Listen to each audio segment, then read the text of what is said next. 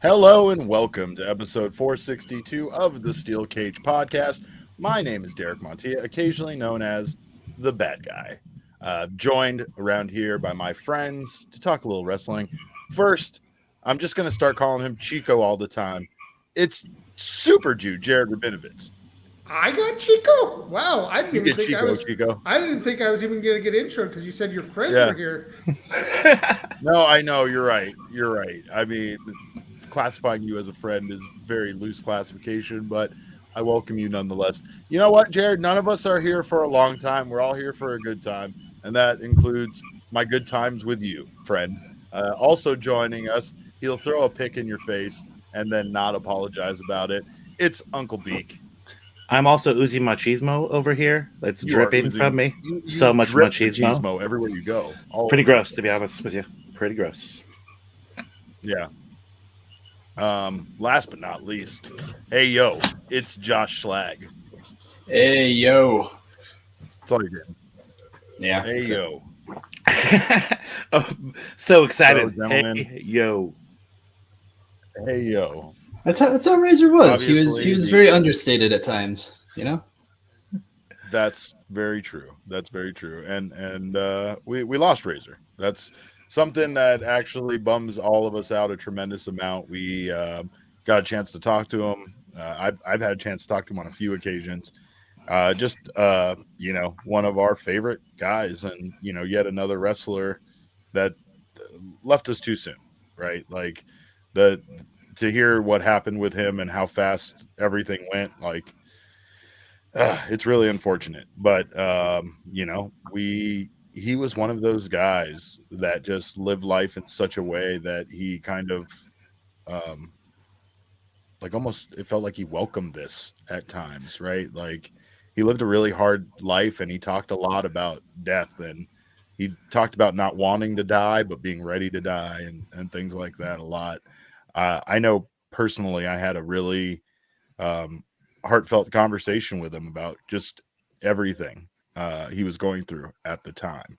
It was when he was going through a surgery, and he needed to actually travel for surgery from, I believe he was in Tennessee or Nashville, and he needed to travel to Texas. And he couldn't fly because if he flew, he could develop a blood clot and die, right? So he needed essentially to be driven, but couldn't drive himself. And I think the saddest thing at this time was how he kind of told me about how, like, he didn't have anybody to drive him. And that, even with everything he's been through, all the highs, all the millions of fans, the WrestleManias, everything, that at this point in his life, he didn't even have, somebody to drive him to go have this operation. And I was so thankful. And it's kind of like Jake the Snake, where we got to see him go up from that point, right? Like that was a low point for him. And he, after that, he eventually came back to WWE. He got into the Hall of Fame. He was recognized and, just kind of cherished and coveted for this guy that we absolutely loved as kids, as wrestling fans in the 90s.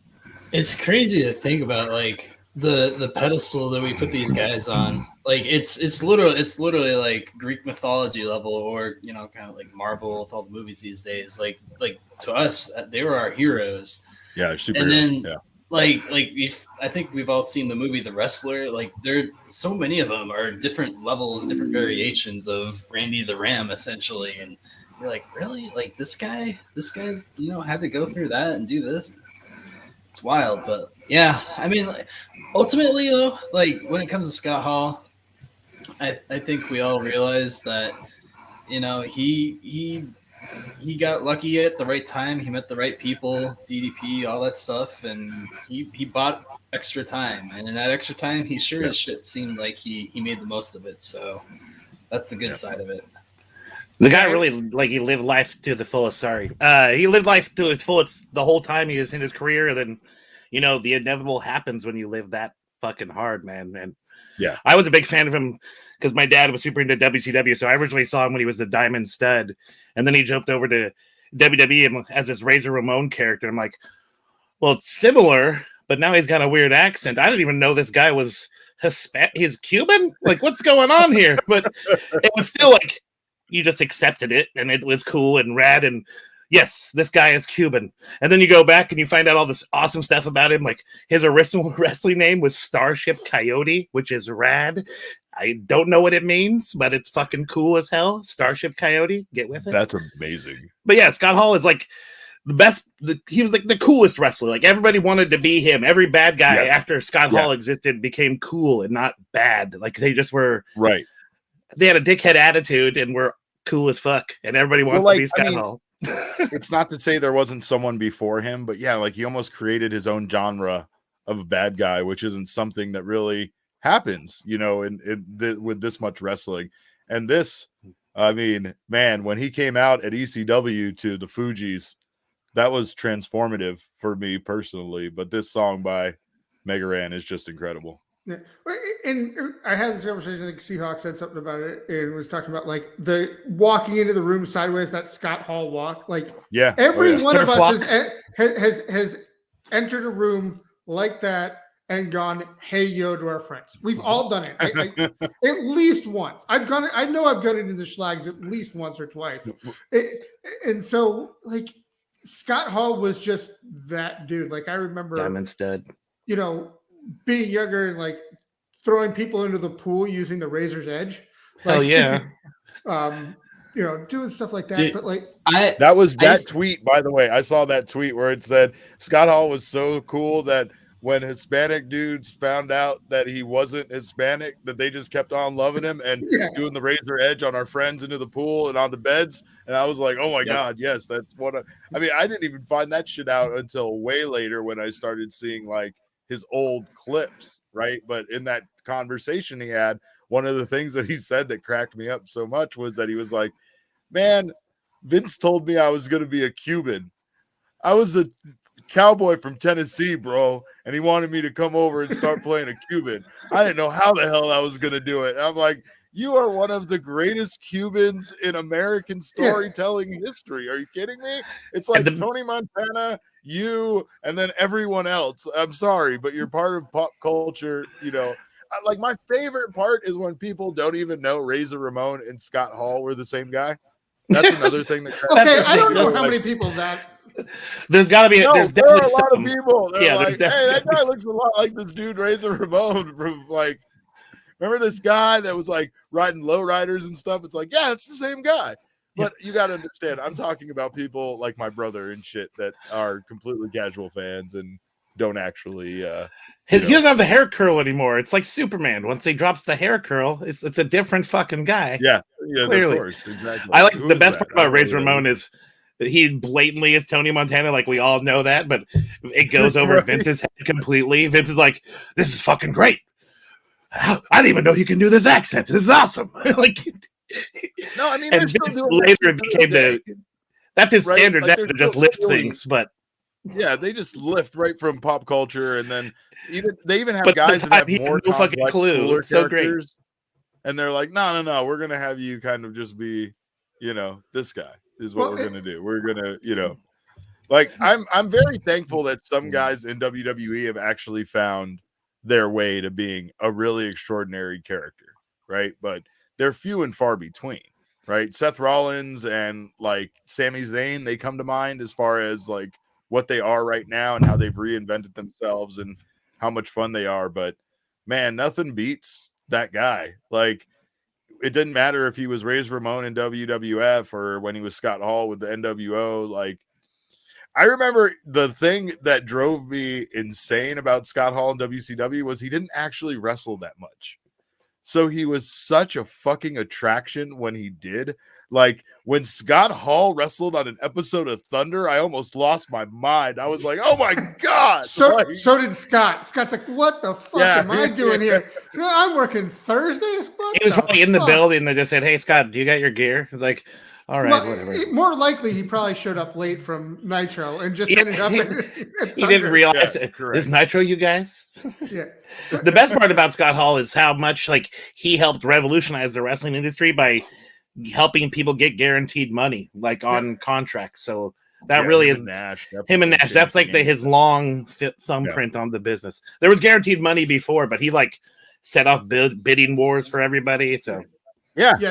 And it's just different now because of it. It's like you said. And even with the changes that they made, we're still seeing WWE not treat, their performers the way they should. Right. And I don't know about AEW because I haven't heard about their approach with like health insurance and whatnot with their performers. But for the most part, WWE still doesn't offer everything that they should to their guys. That was just a step in the big direction. It kind of reminds me of what I'm going through, with baseball this season, covering baseball, right? They were fighting for kind of the future.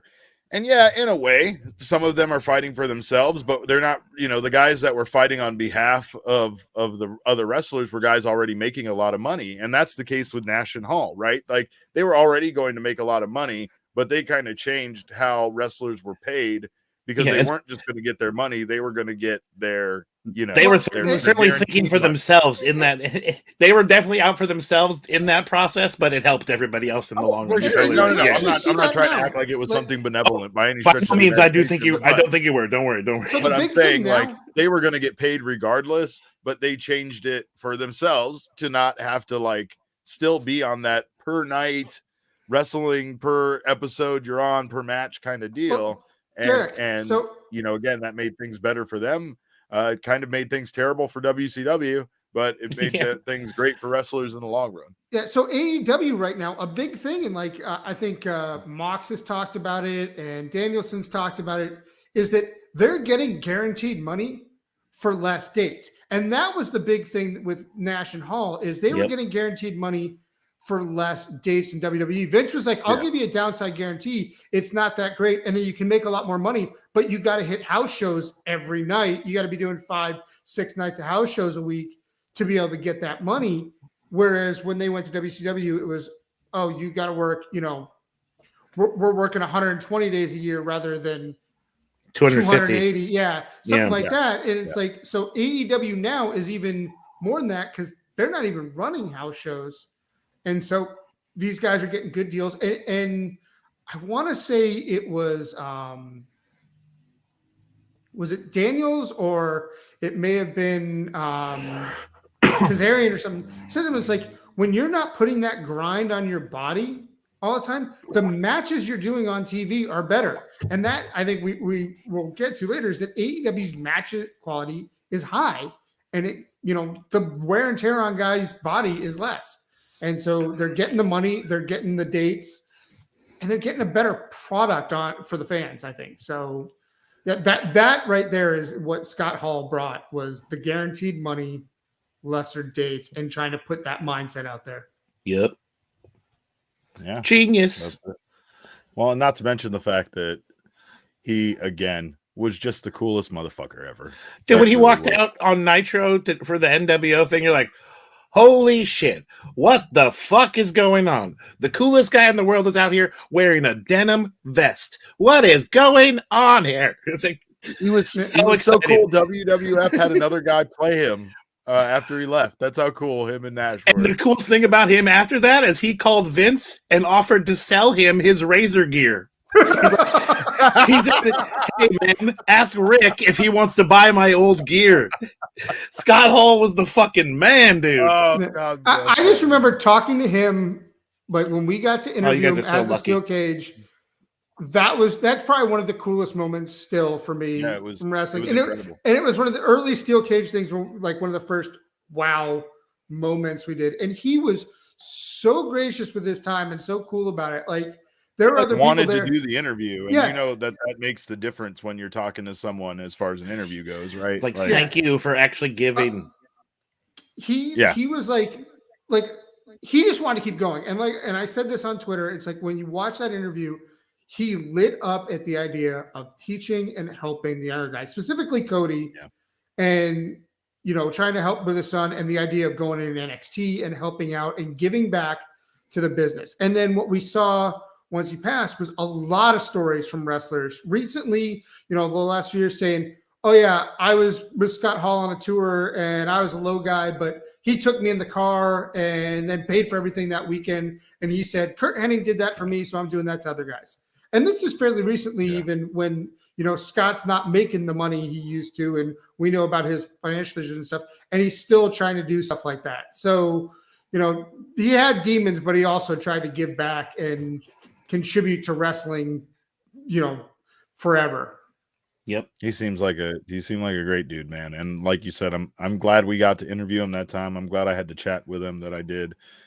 It still cracks me up because it's one of the few times where I was doing my day job and talking to somebody and like just dying, right? I worked at a call center when I spoke to him. This wasn't the kind of job that I ever expected to speak to one of my heroes in on one of the calls we were making, doing collections, and so like it went from being just a normal work situation to being one of the most incredible moments that I've ever had as far as a wrestling fan, because we talked for like 45 minutes, and like at one point I just had to confess to him how much of a fan I was, and that was when he asked me if I wanted to come pick him up and drive him to Texas. And he said it in jest and we had a laugh about it, but I won't lie, there's a big part of me that wishes I would have had the ability and the time to just go,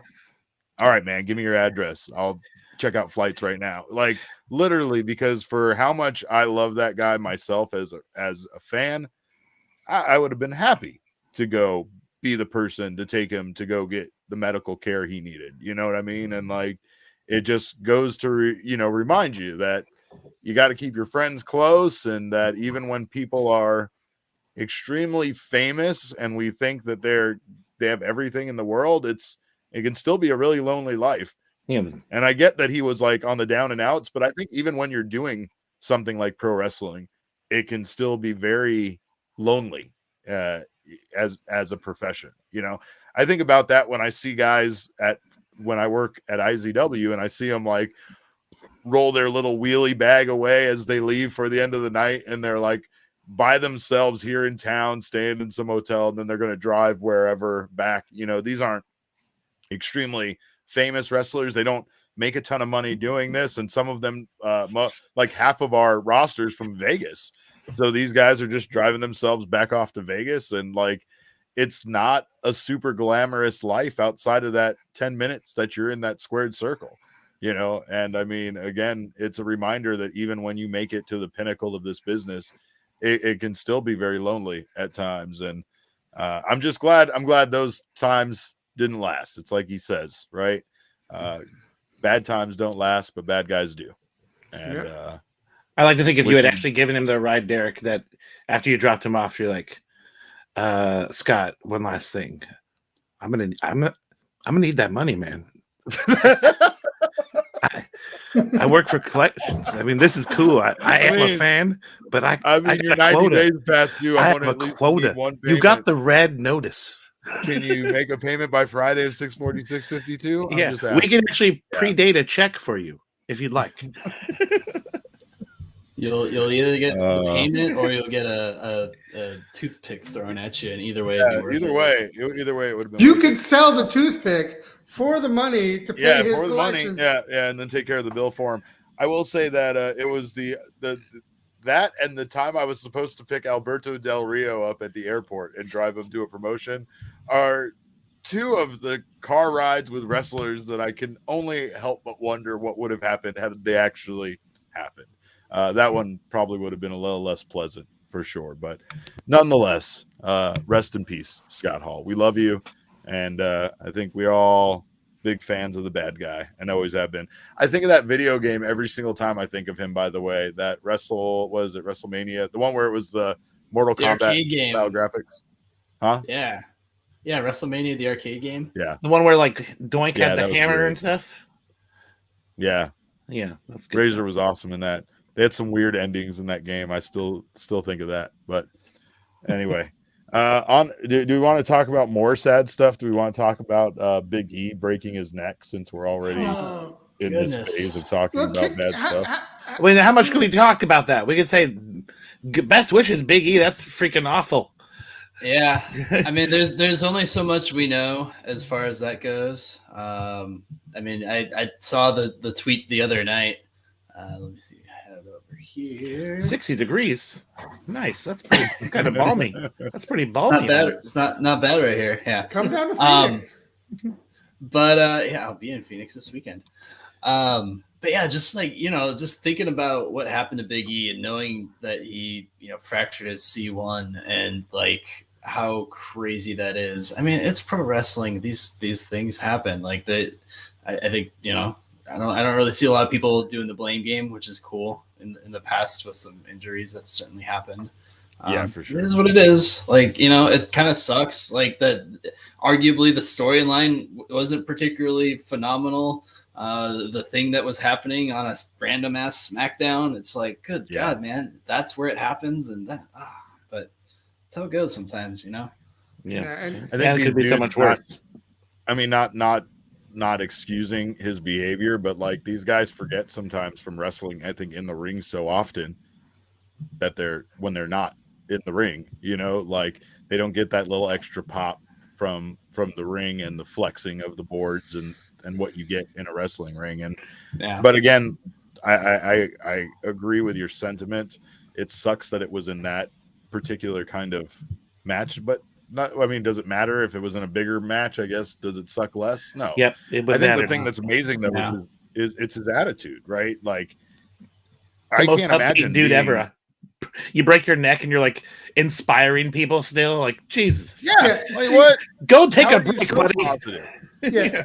But breaks his neck, goes, listen, I'm posting this from the hospital. I can't move, but I want you guys to know I can move my limbs. They're not letting me move. Fingers going. Like, I want you guys to sleep okay tonight. It's like, dude, like that's just who Big E is. Like, wants the fans to be able to sleep because he's worried that they're worried about it. Like, that's just a different level of person. Just to, in that moment, be thinking. Not to mention, he's handling it in the most matter-of-fact way. Yep. Hey guys, just update you. I did break my neck. Good news. It's not this, it's not that, and it's not like it was just the nicest. Like, and I don't know. Like, I mean, again, these are the people. When we talk about wrestlers being in a position to not only inspire people but set an example, this is what we're talking about, right? Like, I can't imagine myself reacting to something bad happening to me as breaking my neck in the same way that Big E has reacted. But like, he makes me want to be a better person. He makes me not want to like go on that rant, that cursing rant when I hit my thumb with the hammer when I'm doing some work around the house or whatever cliche thing I could think of to come up with and say, right? But I'm just saying, like, he's such an incredible human being, and he truly inspires me to try to be a better person, to be calmer, to be nicer, and to just be more understanding about things going bad. Like, I'm definitely a person that when shit goes wrong, I'm not the best person to be around. I get blamey. I'm gonna get petty and blamey. Jared knows what I'm talking about. Oh yes, I'm still mad at him about that goddamn taco truck in Las Vegas. Started on it. It's true. Right there. It was right there. One thing that did come up out of this is how Ridge Holland is kind of not getting the heat from anybody, but Nia Jax constantly got heat for every single mistake. So people seems like misogyny to me. I'm like, well, if this guy makes repeated mistakes, then you may have a case. If people are still giving him a break after hurting a bunch of people, then yeah, maybe. But also, Big E's too big a guy to be doing a belly-to-belly suplex when you don't know how to do a belly-to-belly suplex. Like, Ridge Holland's a strong 100%. Dude, but it doesn't require just strength. You gotta there's a lot of skill in doing a suplex. Technique. Yeah. Technique, So yeah. Big we saw at Bola. Oh, you guys were at Bola, dude. We saw Jack Cartwheel do Northern Lights to Kevin Blackwood and totally spike his head into the ground. Like some people just shouldn't be doing these types of suplexes. And what's funny is Taz got into some stuff on Twitter about who should be suplexing, who shouldn't, and Taz is like, I never heard anybody, blah, blah, blah. It's like, you got to do it right. You got to know what you're doing. And I did see some wrestlers go, you know, and they're the ones who, in this case, is who I'd listened to as to what happened. And they were all like, yeah, that was a rookie mistake. They're like, it's on him. Like it wasn't it's just an accident. They're like, that's a little bit rushed in training, poor technique, but nobody really was jumping on him. Like, you know, from the rest side, like fire him, get rid of him. He's a bum. You know, he was reckless. I mean, it doesn't seem reckless at all. It just like it seems improperly trained or just not ready for the situation. Just something went wrong. There's a difference between negligence and accident, and this definitely everybody seemed to go accident. Just timing was off, all that. Right. It's not only an accident, but it was like, you know, he's a powerful guy. You get used to being able to do these moves and so pretty much everybody until you see Big E across from you see Big E or try to do something like that. I also agree with what you said earlier, Jared. I really think what it comes down to is like multiple offenses. I think I give wrestling fans a lot of credit because I don't even sometimes notice the stuff that I think the wrestling, if you want to call it the limited view of the IWC or whatever, right? Wrestling fans tend to pick up when like somebody hurts somebody multiple times. Before Nia Jax, I remember Seth Rollins being accused of hurting people, right? Like Bret Hart was really harsh on him. The what's it called? The corner bomb, the turnbuckle power bomb, yeah.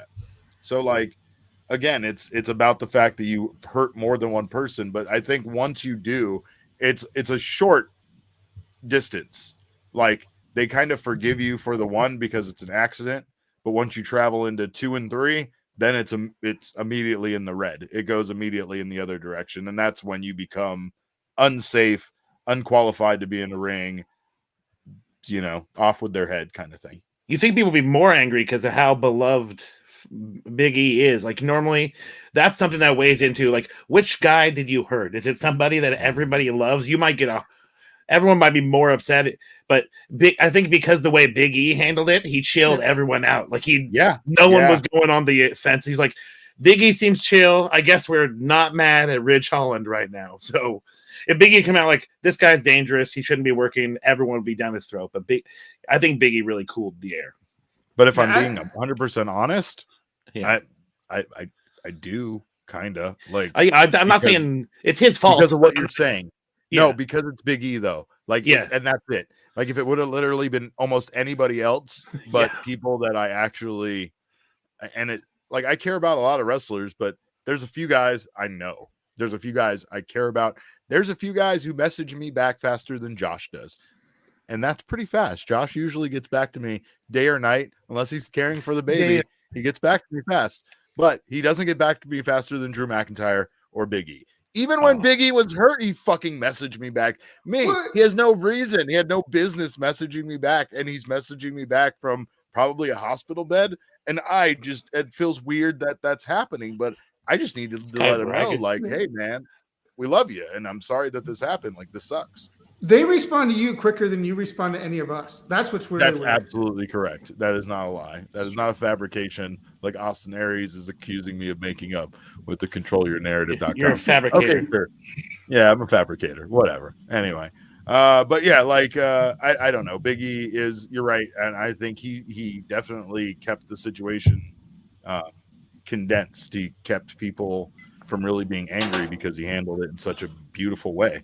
Yep. You know, but again, I think like it's one of those like everybody was worried about Big E. I don't think people even had time to be mad. Everybody was just worried about his well-being and making sure that he was okay. And I think that's why he felt those videos were so necessary. 100%. Although I think they did give him the good meds because you saw him doing a little acapella in his kitchen because he was bored. So I'm glad they gave him the good stuff. He's feeling good. He was doing an acapella song about breaking his neck, and that was an enjoyable watch, but then also a reminder that he broke his neck. So it was like, ha ha. Oh. I hope he comes back at some point and tells us all he did something with a broken freaking neck. And I just want it to be stuff like, I grabbed a plate with a broken freaking neck. I beat Mario 64 with a broken freaking neck. Yeah, like this. I was Wario. Yeah, I'm 100% down for that. But anyway, we had a big pay-per-view over at AEW. We want to talk about some wrestling news. We enjoyed it thoroughly. What was this? Revolution? This was Revolution, right? Their names aren't very memorable, and as much as I like them doing the specials on Dynamite, it really fucks me up because I'm like, what was this? St. Patrick's Day Slam? Is that what this last pay-per-view was? What was this? And I don't even know. But honestly, who cares? It's all entertaining. It's all fun to watch. Great pay-per-view though. 5 stars. Really enjoyed it. Had a great time. 5 stars. Even though I had a terrible time on some website that you go to sometimes to watch some stuff. But yeah, it was still a very good pay-per-view. Very enjoyable. Yeah. I had Neo and Brian came over to watch with me, which I hadn't watched a wrestling pay-per-view in a while with anybody. And it was a lot of fun. Actually, I guess I watched Royal Rumble, but that was miserable. So it was actually a fun one to watch and had the guys over and had a good time. And it was just AEW. I'll spend the $50 to watch AEW pay-per-views because I feel like I get my money's worth. When I watch WWE pay-per-views, I don't feel like I get Derek's money's worth out of those. Yeah. You don't? I mean, you don't get your, my, what, $4.99? I don't even know what you pay. I mean, it's fucking next to nothing. I don't know how they're making money, which is why they're How much are you sharing it with? Or how many people are you sharing it with? Because really, don't worry about it. Here. You want to get in on it? I got the cock, bro. Don't worry, bro. Well, maybe we can get the premium. We'll throw the money. What are we doing here? Let's talk this offline. Let's get this conversation going. I got the last half of the show. I came in during the Jungle Boy match, and for the stuff I saw, it was solid. It was tremendous. I really, really, really dug the dog collar match. Like, the dog collar match was great. It's so bloody, so awesome. Yeah, and all the stuff leading up to that with the throwbacks, the little Easter eggs that Punk was using and MJF was doing to old promos, like really made that a lot of fun. Which stuff that went over my head, even as a fan of that stuff, but I saw it pop online, like people like showing clips. Hey, this is that. I'm like, oh fuck yeah, you're right. That's fucking awesome. Yeah. The only thing that wasn't awesome was the gatekeeping by some people. You didn't recognize CM Punk's old music from 20 years ago. That's so dumb. It's like I didn't. But I also recognized the gear and stuff, and you could tell that it was something special. Like, I recognized the ROH gear, but you could tell what he was doing was something special, regardless of knowing what it was. Until JR started talking over it, the son of a bitch. As soon as I recognized that it was AFI, I was like, "Oh, this must have been his old music, right?" I have no idea, but that must be. And like, I went through the whole AFI phase. Like, I just listened to that shit like nonstop for at least a year or two. And they did I was pretty stoked. They did a great thing with that, with MJF coming out to Cult of Personality to start. Yeah, that was they did the throw off to make that even better. Because people want to hear Cult of Personality. Like, we got to hear Cult and we got to hear AFI. I'm the kind of fan who knew that was immediately and lost my shit, but I'm not holding it against anybody who didn't know. Imagine holding that against somebody. Oh, you don't have a Rolodex of every fucking indie wrestler's theme from when they were wrestling in Ring of Honor 20 years ago? What, you didn't watch Ring of Honor? You didn't watch? Yeah, you don't remember every song that they had? Like, come on, man. By the way, even if I did, do I remember? I don't know. That night I joked, like, I want those fucking shorts. Somebody put them up for sale. I got those fucking shorts. They're on my way. I'm not straight edge at all. I'm about to do a bong hit, but I'm going to wear some straight edge CM Punk shorts. Yes. Nice. Attaboy. There you go. Do your thing. But yeah, no, I mean, I really enjoyed it, and I think once again, the one thing about that pay-per-view was, it just proved AEW delivers, man. I mean, it was a fun show. And the follow-up continues. You know, like I really enjoyed the Britt Baker Thunder Rosa rivalry, and it culminated in Thunder Rosa winning the championship and in San Antonio with those that really special entrance. Everything was just fucking awesome. Like, and like she had the special face. Like, I knew she was winning that shit the minute I saw her face paint when she walked out. I was like, oh, she ain't not winning this in the fucking she came with the full face paint. Yeah. Shit. And it was also pretty clear that like when she lost at Revolution, it was like everybody's like it should have been in time. Then somebody said, oh, they're in San Antonio in 2 weeks. It's like, okay, makes sense. It's like they couldn't have her lose again. They set up the steel cage. They did it right. And it was one of those where I think it actually helped because with everything else that went on at Revolution, that her moment coming later made it bigger. Yeah, I agree. It was because we had because everybody was foaming at the mouth at that point, and like I think I joked because I called wrestling fans nerds in my tweet, but I said this is exactly why you saying that Britt should have lost it is exactly why she didn't. Nerds, like that was it. Like they want to surprise you, they want to swerve you a little bit, but like Jared said, if you actually looked at the schedule, there was obviously a game plan in place, and I saw a lot of people even that night tweeting about San Antonio coming up, and honestly, it was awesome. Like it was awesome. The crowd was into it. Like it was a great win for her, and it felt like the big payoff that we were looking for. Also, I think it kind of like stole the show that night. It was the big match. It was the big focal point. Whereas if that would have happened on the pay-per-view, I don't know if it would have gotten the attention it deserved as much necessarily. Yeah, I think it could have gotten lost in the shuffle. Like there was so much that happened at that pay-per-view that in hindsight now, it was the right call to not do it there. Yeah. Because it makes your women's title seem more significant because it was a main event and she went off the air with the title. That's bigger than a title change mid card on a stacked pay-per-view. And they had a good match at the pay-per-view. So it wasn't like it was bad that they kind of threw it away. They made that count and made you want that next match too. I can understand why people were frustrated when it didn't go down the previous match because storyline felt like it was the time, but they just built the anticipation and made people's mouth water even more. Yeah. So yeah, it's definitely the right call.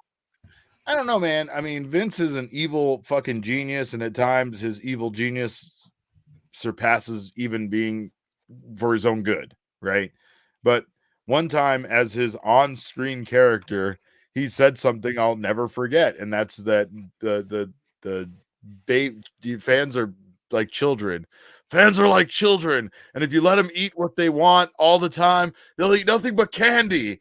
And like in a way, I get what his metaphor when it comes to wrestling is, right? And it's like we'd always want our guy to win. We always want, and then we would also complain immediately about how boring and sick of it we were, right? And that's part of wrestling. And I think AEW does a great job of mixing it up and not making it that, like not necessarily giving us everything we want, but at least giving us a satisfying payoff with the majority of these storylines at some point, even if it's not our favorite guy winning their championship at the end of the rivalry or whatever, they still seem to deliver on quality payoffs for the storylines. That makes you want to watch it more because WWE crazy spot. I'm sorry, I didn't apologize. Continue. No, I was going to say WWE fucking us over on their long-term storylines sometimes, or letting them fizzle out, or just not like, well, we don't care about this anymore, so we're not even going to give you a conclusion. It's like when a show gets canceled after like 1 or 2 seasons and you were really into it, and you're like, no, God damn it, I want to know what happened to the people from Lost. I want to know, how did they die? Or did the show doesn't even get canceled. They just remove characters that we don't know what happened to them. They just, all right, the show's still going on, but we're going to take a character out completely. Yeah, you know what I mean? Right. He's gone now. Like, we're not going to explain it. That character is now gone. Yeah. We're not even mentioning they were fired. They're just gone now. They're just gone now. Yeah. But as you were saying about AEW, the other thing is the spots in that match are insane. Like, we'll never see females doing anything close to that on Raw or any WWE pay-per-view. They'll do tamed down versions of that kind of stuff, but nothing where girls are pouring blood down their face. No, Britt goes so fucking unnecessarily hard in the paint that I have nothing but respect for her. And then I think of her being all sore, taking someone's molar out the next day with like stitches in her face and like dried blood still in her eyebrow. You know, it's like Fight Club. It's like, is that blood yours? Yeah, not all of it. Your blood, my blood. Oh my God. Yeah, man. Nothing but respect for those women. You're right. That's honestly, and not even just them. I think that's something consistent. Like the Ty Conti, Bunny, who else was in that match? Penelope Ford and that craziness. Else. That crazy shit. And like Anna Jay. Anna Jay. Yeah. That was fucking, again, that's the kind of shit that like I don't even want to see them do a lot of those matches, but you do one and you're like, holy shit, fucking respect. Yeah, you don't have to do it again for a while. Like, at least you don't hope they don't have to. Well, and that's how I think maybe like some wrestlers get addicted to doing hardcore matches, and that becomes their shtick, like on the indie scene, because they get such reverence and such respect for doing it that they're never going to get that in a classic match where they're doing suplexes and leg drops and fucking shit, right? Like, so it's almost like being on a drug that you can't quit. Like, you're just down that path now, and you just want that adulation from the fans that you don't think you can get any longer from a normal wrestling match. Yeah, I don't think Alex Colon from GCW is going to be just, I'm dropping the death match thing. I'm just doing regular matches. Yeah, I'm just a straight up wrestler now. That's what I do. No. Oh man. But guys want to talk about Cody Watch 2022? Cody Watch 2022. Cody Watch. Thank you. Where's Cody going to end up? Everybody in the entire world seems to think that WWE is a certainty. And I actually have some inside information that I probably shouldn't be sharing, but hey, I've been drinking already, so let's get with it. I was told basically that this was over money and creative control in AEW, that Cody was not going to have creative control any longer, and it doesn't sound like he was going to be getting paid as much money as he previously was. This is hearsay. This is a rumor. This is unconfirmed. This is unsubstantiated rumors, like I said, but this is possibly the reason why we actually could see him going back to WWE. Now, my theory here is probably not too far off, but I'm just going to say, I wonder if, like, with some of Cody's, stuff, some of the promo with Anthony Ogogo, the whole is he not Homelander, is he Homelander, just like all of this stuff that he's been doing that, like, he seems kind of oblivious on. I wonder, because I don't know. I've thought it's a work the whole time. We all eventually wrote this storyline where he was the greatest wrestler of all time, and we were getting the best work ever. And then he left AEW. Wait, maybe not. Ever. Right. And that's it, right? It's the maybe not part. It's the part where you're like, okay, taking it at face value, right? Yeah. Based on the show, because, the roads to the top kind of confirmed. Like we were talking about when he came back from the speech about, where we thought like maybe Brandy, when he went backstage, was going to be like, that wasn't really great. And instead she was like, that was the greatest speech ever. And it was like, oh no, he doesn't have anybody telling him that this isn't good. So it's like, if you have nothing but positive feedback for everything you do, then you don't have a chance to self-reflect or maybe look at like the stuff you said when people online might be saying like, hey, that was a really crazy promo. I like how you said you cured racism, Cody. That was Nino. Right. You cured wrestling. Right. But now what we have is pretty much everybody in the world saying he is in fact going to WWE. I have been skeptical of this myself. I suspected what we were going to see was another relaunch of the Cody tour like we saw before. I even mapped it out. I said he's going to show up in Defy, then he's going to show up at Bola or PWG event, get his boot back, and then like go maybe do some New Japan, and then go back up in AEW. But he never really left AEW the whole time, right? Essentially, he's just been taking a break because he's been very active for the company, the entire existence of the company. And, again, like wants to go do some stuff around because Cody likes to do that. He likes to kind of reinvent himself by going to like small promotions and showing up and wowing the crowd.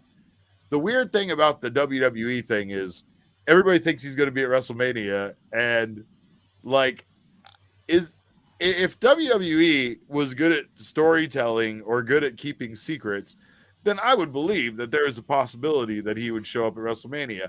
But I don't think for a goddamn second that he's going to show up at WrestleMania, just because WWE wouldn't be like, ooh, we're going to surprise the crowd with Cody showing up randomly at WrestleMania. You don't think? I don't, because they would tell the world. They would tell the world. They want everybody to know, so you watched it. Let the Hardys come back without telling anybody. Yeah, but everybody knew it that one too. Well, everyone feels like they know on this one too. Yeah. And they know it's going to be Seth Rollins. And you're right about that. Well, we watched their last match against the Young Bucks. The one thing you said that I know is definitely true is he definitely lost creative, because they all lost creative a while ago. Yeah. Tony's been in control. So it's not like, unless he was saying, I will stay if you give me creative, and they said no again, then maybe. Yeah. That's what you're saying. Oh, okay. That's what I think happened. Like, I think he wanted creative control again. And they're like, no. And they're like, and wasn't going to get paid. He was going to get paid six figures, which apparently he is getting a bigger offer potentially from WWE. I honestly don't think Cody's like a surprise for WrestleMania surprise. Like I could see why you would think they wouldn't do that, because he doesn't. It's not like he became the hugest star when he left, and people who are WWE loyalists are still going to see, wait, isn't that guy who was a lower mid-card guy who was Stardust before he left? There are people who are still going to feel that way. But it's exciting to people who are AEW fans, because they're going to want to see this guy who jumped ship, what the fuck he's going to do over there. Yeah. Maybe that's what they're trying to do. I've got it. I know that what's happening. Exciting to me to watch him do that, but I Jared, don't. Sorry, Jared. Yeah. Thanks, Derek, for cutting me off again. Thank you, Beek. I appreciate you. I'm telling you, I think I've got it. They've announced that Vera is showing up at Raw after Mania. Vera's going to show up and get absolutely laid out by the returning Cody Rhodes, and that's the return. That's how they're going to blow off here. That would be so bad.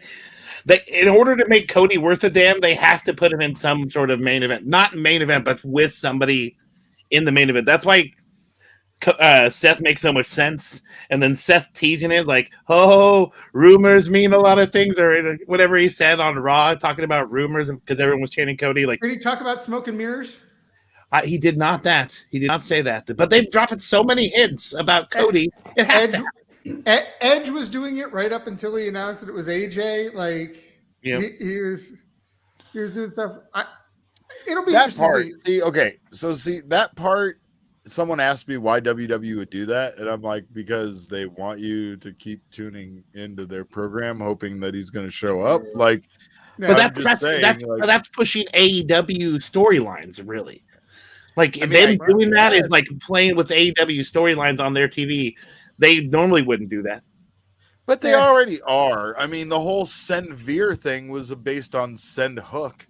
Well, they just adjusted the fucking meme because we all did it online. They're like, that's an AEW meme, right? And like, I don't know. I mean, here's my thought on what Cody is doing. I wonder if Cody thinks that like the WWE crowd is more of his speed. And I say that just because, like, you know how the AEW crowd tends to be a little bit more smarky, a little bit more knowledgeable. And again, like, Cody's been trying these like patriotic takes to get himself over, because it's like the easy route typically when you're talking about 1980s wrestling to get yourself over. but it's not working with the like smarky AEW crowd because they're like, yeah, America sucks right now. Boo. You know, the WWE audience is filled with nationalists, so we'll just eat this shit up that Cody's feeding them. Yeah, exactly. That's what I'm saying. I'm saying like it's just gonna be You're not wrong over WWE. You're not. There's a strong. That's very strong. Type in the crowd noise over there, Beek. Like all the time now. Even when they have a real crowd, they're still just piping in white noise, crowd fucking noise on top of their crowd. It's ridiculous. I wonder if you know who else did that? WCW did that when they were in their dying days. Oh my god! I wonder if they do it in the crowd actually, or just do it on the audio end. Because if they do it in the crowd to like trick people in, like, hey, people sound excited around here. Should we get excited? It sounds like people are excited. Like, if I'm in a WWE show and people get excited, it was the Chicago SmackDown, and like you could see people in the crowd weren't murmuring, but they were just this murmur, you know. And it was like, where is it coming from? Nobody in the crowd is obviously. There was like. If everybody in the crowd suddenly gets excited at a WWE show, I'm looking for the fight in the crowd because that's usually what's happening. It's not actually anything related. Someone's getting ejected. There were so many times.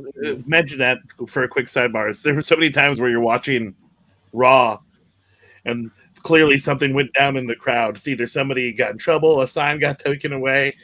Yeah, people are doing. Us as fans watching at home are like, "Oh shit, somebody's running in. What the fuck is happening?" And it never happened like, oh, okay, there must have been nothing. But it always seems like, "Oh, there's something exciting coming on." Oh, no, some guy was just being an ass. Yep. Ludwig speaking of a guy being an ass, Kevin Owens is insulting the entire state of Texas. Dude. So I haven't watched WWE in forever, but I've got like random ass friends messaging me and like sending me pictures of like a bald Kevin Owens, and I'm like, what is happening here? Look like exactly right. But he also sent me a video clip from Raw, and I got to watch a little bit of what happened, and I don't know what's gonna happen at Mania between KO and Steve Austin, but I can tell you, like, KO is doing a phenomenal job of building up to whatever it is. Absolutely trolling the crowd. Yeah, all the hate for Texas, all that stuff. His Stone Cold impersonation just slayed me this week, though. I will say that. It was really good. The hate for Texas originally started as love. He was saying how much Texas loved him, and when he wasn't on WrestleMania, he's like, Texas needs me on WrestleMania. They love me in Texas. They need me there. The overtop of how much Texas loved him killed me. And then it transitioned to, no, I fucking hate Texas. Like, holy shit, Evan, you're fucking killing me. Him and Seth Rollins, honestly, the chemistry between those two guys has been next level. Yeah. Well, and honestly, don't you feel like he's kind of, ever since the contract thing kind of got taken care of, I'm like, hey, I'm enjoying myself. I'm doing my thing. He really, like, because I don't know if he was lost there. I don't know if he was kind of complacent. I don't know if his heart wasn't in it. But there was a period of time there where he didn't seem like, like he's had these ups and downs, these reinventions. But there was a period of time there where it felt like he was just gonna kind of be that mid-card kind of guy. And then the effort that he's been putting out late, even though, like, my wife literally asked me, what's the beef between these two guys? And I go, he does the stunner. Yeah. And then he does the stunner. I'm like, that's pretty much it. And the best part about it is, like, honestly, this is a better spot than even the main event of WrestleMania. Because he is paired with Steve Austin. He doesn't have to he might take a couple bumps, but it's not like he's getting his ass kicked by he's gonna doing take all like this shit. 3 or 4 stunners and have some beer poured on him. Exactly. It's going to be an easy day for the work for Kevin Owens. I think a lot of the Texas legends are going to the building will be Steve Austin coming out there. Like, a lot of cool stuff will happen, but the biggest pop in the building is going to be Steve Austin coming out. The pop of the building, the reaction on social media, the typical news coverage. ESPN is going to talk about Austin, and that's going to go everywhere because it's going to be the hot thing. Steve Austin got involved at WrestleMania, and it's not going to be a match. It's going to be we'll probably see Austin, stomp a mud hole, hit a Thez press, stunner. Oh, I don't think he's going to do anything to his knees. No Thez press. His knees aren't getting slammed to the ground. I doubt. That'd be crazy. Kevin will give him a slow landing. Here's the thing, though. You're right about that. He'll give him a nice soft landing, and that's not a fat joke. Oh, man. I said it wasn't a fat joke. He just takes care of them, is all I meant. He takes care of people. I think, though, hasn't Austin come back and stunned people in the past? Last time, was Dallas. When it was him, he came out with Mick Foley and HBK, and they beat up the Foreign Legion or whatever the fuck they called those dickheads. Barrett and Sheamus and all those. The United Nations or whatever it was. United Nations. Time ago, but yeah. Okay. That was 3 or 4 years ago, WrestleMania. Well, he was on that first episode of Raw after the pandemic. Oh yeah, and then he was also wearing that Stone Cold. It was like a skull with roses all around it. Yeah. Yeah, and Becky was in there. I don't know if he stunned anybody. No.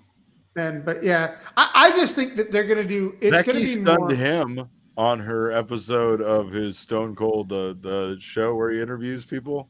That's how she ended the show. That was kind of funny. I think that's how she ended it. We're gonna see a promo battle. Here's why. Promo. Here's why I say that is because as much as that's what everybody is expecting this to be, isn't that a bit of a letdown considering that they filmed that really cool promo with him driving the car down the dusty trail? Cool? Honestly, I felt kind of let down by that promo. I was like, oh. I thought that was a commercial for a truck. Yeah, so I was like, is he selling us this? It's the new Desert Mule 5000. I'm asking this because he made a kind of a statement there, like he was coming back, right? Like, I'm coming back because of Kevin Owens. That's the reason why I just ponder what this really is going to be. I think they understand that it's what they've built up, and I don't think it's going to be a standard talk show segment. I think they've got something more planned. I don't know what it could like. It'll turn into a brawl. Maybe Bell is bringing into a fight that actually has them fighting. Like maybe they spill out into the crowd and go to the back or some shit like that. I think something where he doesn't have to take any bumps. And he may take a bump or two, but I don't think he's going to be bumping a lot. Like Owens may get to lay him out once or jump on top of him and drop some fists, but it's not going to be. It's not going to be an interview promo stunner. Thank you thing. They're building it up too much because if they do it, it's one of the dumbest things. If they do that route, it's one of the dumbest things they've done in forever. If they do what everyone expects, it's the dumbest thing ever. That's what I mean. What I mean. And I just say if they do what everybody expects, it seems like a little bit of a letdown. And I think they know that, which is why I don't think they're going to do what everybody expects. Something different will happen. I think we've seen this at Mania before, where it's something that seems very mundane, and they still make something happen. I don't know what they could possibly do. Here's what's going to happen, dude. It's going to be the other Texas wrestlers come out with Stone Cold. So you're going to see Steve Austin and Booker T and JBL drop all their finishes on Kevin Owens and leave Kevin Owens laying. That's what's going to happen. Boo. I know. I know you're booing it, but that's what's going to happen. If they do that, I'm going to demand Derek's money back. Turn it off. Turn off the TV. Oh, man. I can't see them doing like a full-on program. I can't see them ringing a bell for this to actually be a match.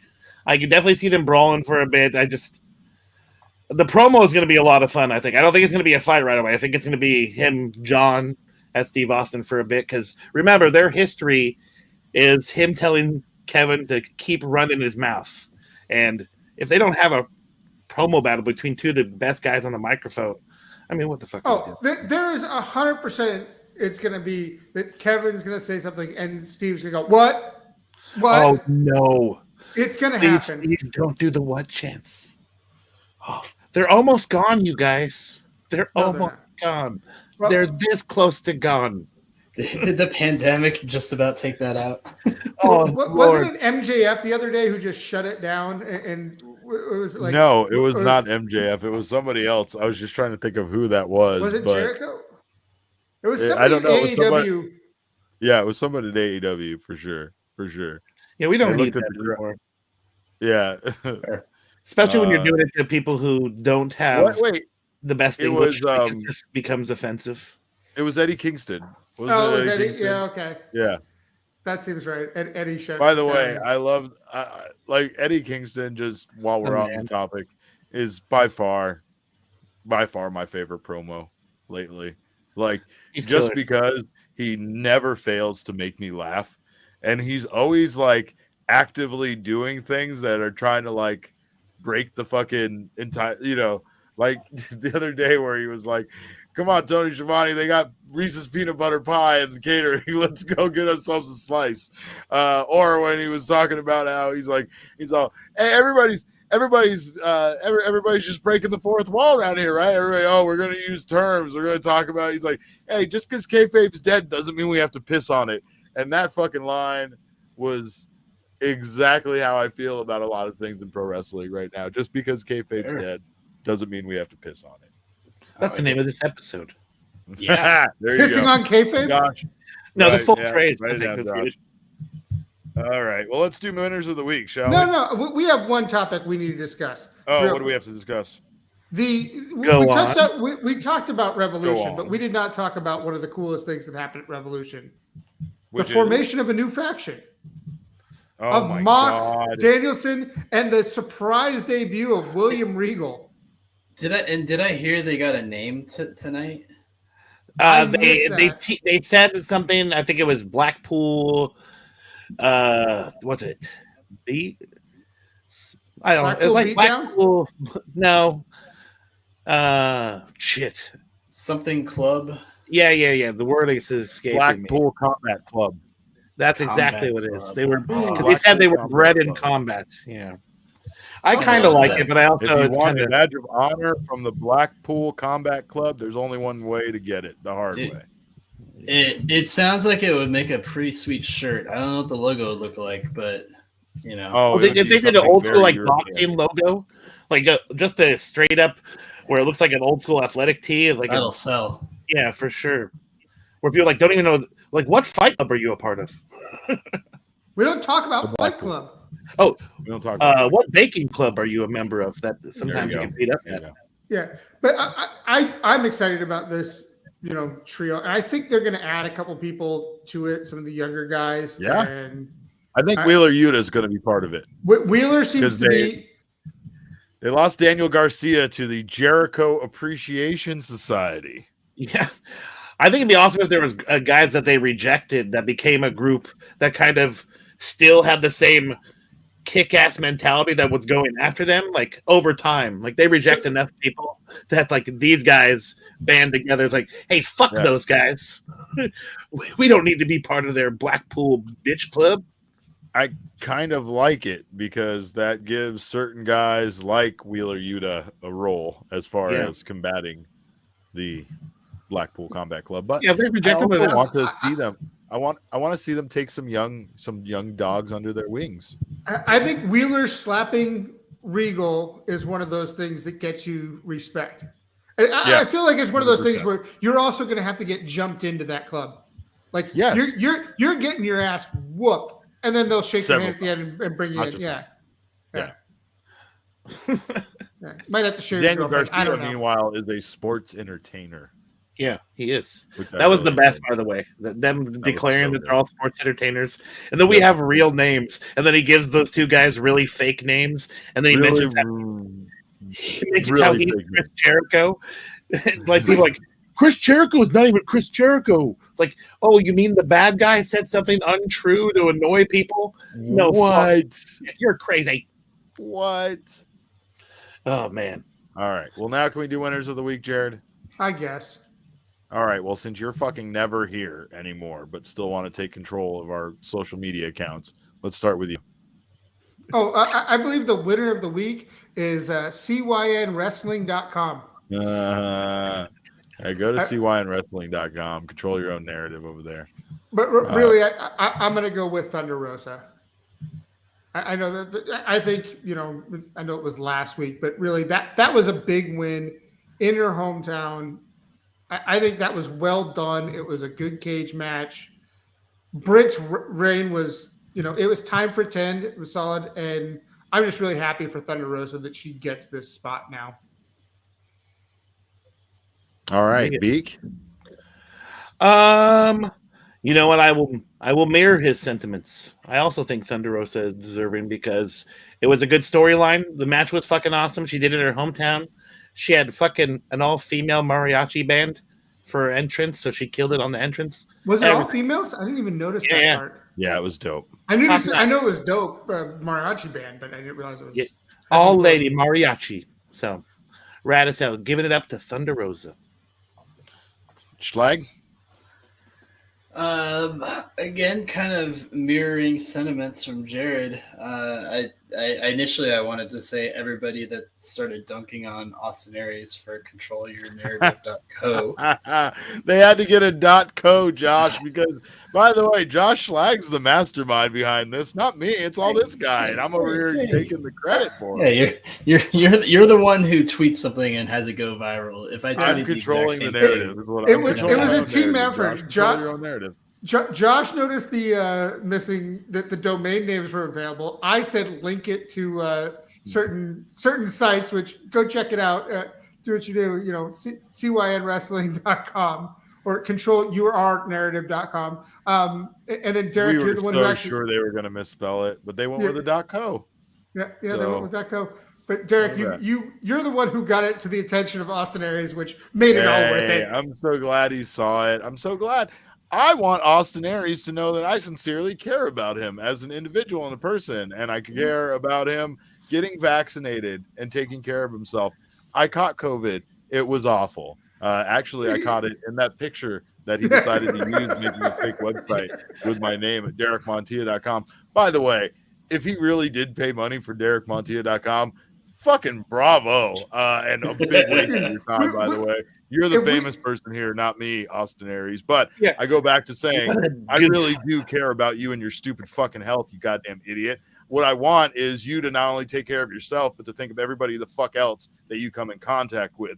And I'm sick of your bullshit. And honestly, I would love to pay money to go get into the rant room with you, but I wouldn't come in there. I'd send fucking Jared and our friend Bryan in there, and they would make your life fucking miserable. Way more miserable than I could ever make your life. I merely just want your stupid ass to get vaccinated.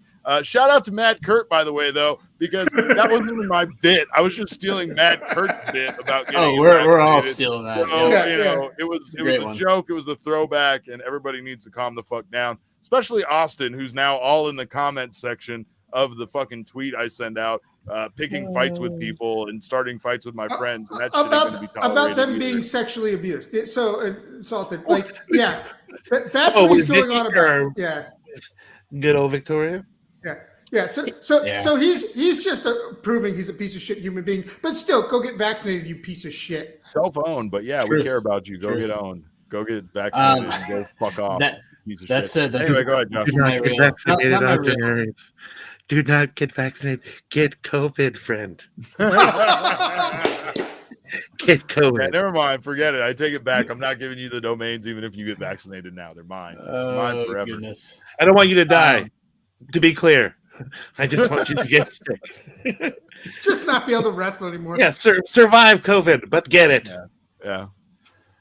My actual winner of the week, and again, it's not really weak because we haven't done this in a little bit. Going back to AEW Revolution, CM Punk, I gotta say, just in general, the show is one of those ones where it just kind of just built and built and built, and it seems like all the guys just sort of try to one up each other, and if people bleed in multiple matches, who gives a shit? And you know what? They make it work. And CM Punk and MJF, they put on a hell of a show, and I really loved it. And I love CM Punk all over again. So he's my winner. Yeah, I'm with you on that. I am with you on that. My winner of the week is Cody Rhodes because he hasn't even had to wrestle or appear on television for him to still be the biggest story in pro wrestling. What a worker. What a worker. I gotta say, Well, and you know, the thing that really just throws me for a loop more than anything is all of these stories we hear about Cody Rhodes being like a prankster, right? That he really loves a good rib, that he loves getting one over on people. And when I think about multiple people throughout his life that he has known saying that, I can't help but wonder if this is his greatest rib ever. You know, like just saying he really has everybody in the world believing he's going to go to WWE. And maybe that's the case, but there's just something about this that still seems off to me. Even so with the rumors about money and stuff and all the other things I've heard, it still doesn't seem like you'd want to go be back under that, right? But I also think about all the other television shows and stuff he's doing, and I question if he's going to have all of those same kind of side projects working for WWE. I just don't know. So you going to still be on the Go Big show? Or are you still going to be doing roads to the top? I'm doubtful of that, but who knows? Anyway, we thank you guys so much for checking out episode 462 of the Steel Cage podcast. You can get us all on Twitter. I am at Cap_Caveman with a K. Beaky is at James Vanderbeek. That's Jaims Vanderbeek. Super Jew Jared Rabinovich is at Super Jew 75. There are 74 other Super Jews before him, but and the Schlag is at Schlizag, of course, but all roads lead to at the Steel Cage. Send us an email. Josh, do we have any emails? No. Podcast. Do we have access to our email account? Well, I mean, it's there for now. I don't know. Google's pulling some funniness. But yeah, hey, email us at podcast@thesteelcage.com. It's the most archaic way for you to get a hold of us. You can also just tweet to us or DM us or do several other things that are way more efficient, I promise you. But send us a podcast. Send us an email to podcast. Send us a podcast. Send us a podcast. Do a show. Send it to us. We're tired. We can't do this all the time. I got so get on, send us your own podcast. We'll review them, and whoever's is the best can take over for us.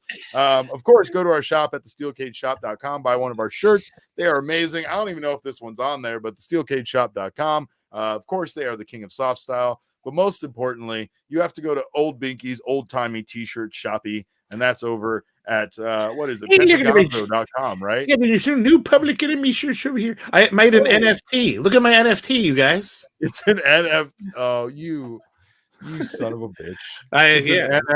It's an NFT. All right. Yeah. We got I was like, am I missing the joke? Yes, I was missing the joke. You totally were missing the joke, Josh. That's why the joke's good.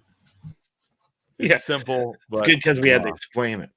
Anyway, this is it. This is the shop. I told you go there. Go to the T-shirt shop. Beautiful. I'm surprised some of these designs are still on there. Get them while you can. Let's just say that much, especially since they're all limited. We're showing them on this show right now. But that again is at pentagonzo.com. What do you guys have over at the Unfunny Nerd Tangent? Did you guys do the Batman movie? Yes, we did. We actually posted that. We had Mike Seibert joined us, and we covered the Batman and how dark it was, and it's a decent review of a long movie. And I think we is it a long review of a long movie? Because I feel like the review should be as long as the movie, not long as long. It's not quite as long. Episode of your podcast. It's not quite as long, but you're gonna have things where you say you probably should have cut that. But there's gonna be stuff. That was probably good. 50 minutes, an entire sub story of Batman not understanding proper Spanish. Did I give out too much? Is that giving out too much? I don't know. No, anyway, you're fine. Go check out the Unfunny Nerd Tangent, and get those guys going. Who else was on that episode? Wasn't our pal Rock? That's never on anything on there. Was Rock? Did Rock make it? I don't know. Remember. I'm asking you that question. You're the one that was on the show. I was on the show, but you think I pay attention to the things that I do? It'll be a mystery. Was Rock on the show or not? Check out next Batman. Check out next week to see if Rock shows up. Rock was not on Unfunny Nerd Tangent. And Teak was the one who was going to be on, and Teak did not show up. Rock was on the same tangent channel. And Teak was on the previous episode, which was Peacemaker. So. Sweet. Peacemaker. We'll get all of that over at the Steel Cage shop, or not the Steel Cage shop. No, that's where you get your t-shirt. We don't make you pay for that. Absolutely just steelcage.com. Make us a t-shirt, send it to us. Wherever you get your podcast at, you can find us. And we thank you guys again so much for checking out episode 462 of the Steel Cage podcast. And remember, kids, hard work pays off, dreams come true, bad times don't last, but bad guys do.